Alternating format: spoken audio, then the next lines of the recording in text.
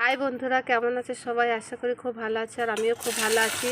তো আজকে এই দেখো একটা রেসিপি নিয়ে চলে এসেছি। এই যে দেশি মুরগি রান্না হবে, তার জন্যে কড়াইয়ে তেল দিয়ে পেঁয়াজটা ভাজতে শুরু করে দিয়েছি।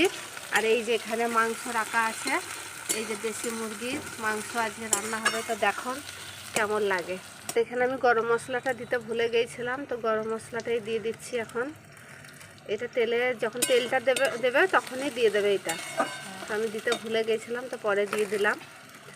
নিচ্ছি, এই যে বাড়ছে আমার বুনি বাড়ছে। তো এখানে পেঁয়াজটা ভালো করে লাল হয়ে গেছে, লাল লাল করে ভেজে নিচ্ছি এখানে। এরপরে আদা রসুনটা দিয়ে মাংসটা দেবে।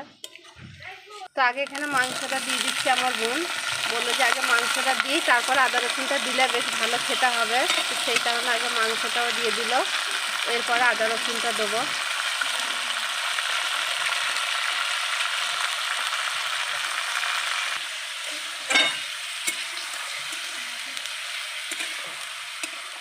এখানে মাংসটা ভালো করে নাড়াচাড়া করছি, কেন কি মাংসের ভিতরে যে জলটা আছে সেটা পুরো বেরিয়ে যাবে।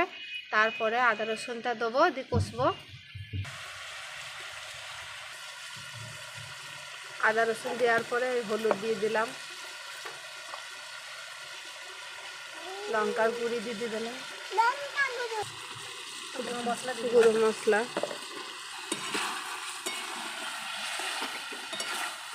এটা নুন দিয়ে দিলাম, নুনটা ভুলে গেছিলাম আগে দিতে, এখন দিয়ে দিলাম।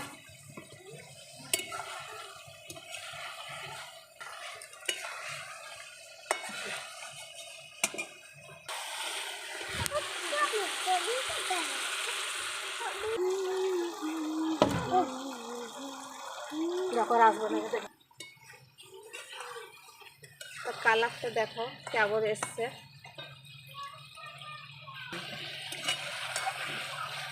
তো একদম কম মশলায় রান্না। তো তোমরা দেখলে কত কম মশলা দিয়ে মাংসটা রান্না করলাম আমরা, মানে একদমই কম মশলা। এত কম মশলা দিয়ে রান্না কে কে করো তো কমেন্টে জানাবে, আর কেমন হয়েছে সেটাও জানাবো।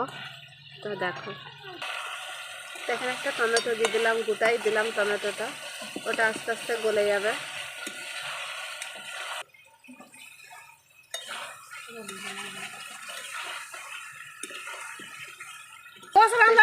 যারা রান্না বান্না শিখবে ঢাকা দিতে হবে, তারা নিয়ে আসবে ঢাকা দেখি পরে দিতে হবে।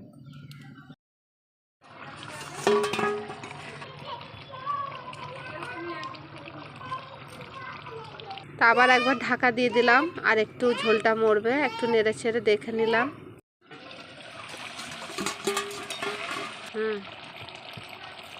তো এবার হয়ে গেছে আমার মাংসের তরকারিটা পুরো। এবার ধনেপাতা আর গরম মশলা দিয়ে নামিয়ে দেবো।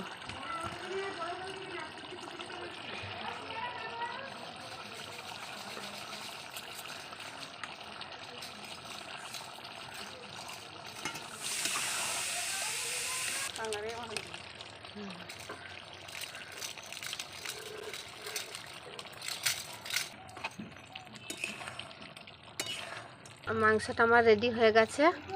তা কেমন লাগলো অবশ্যই কমেন্টে জানাবে। আজকের মতন এটুকুই, আবার পরে দেখা হচ্ছে। ততক্ষণের জন্য টাটা।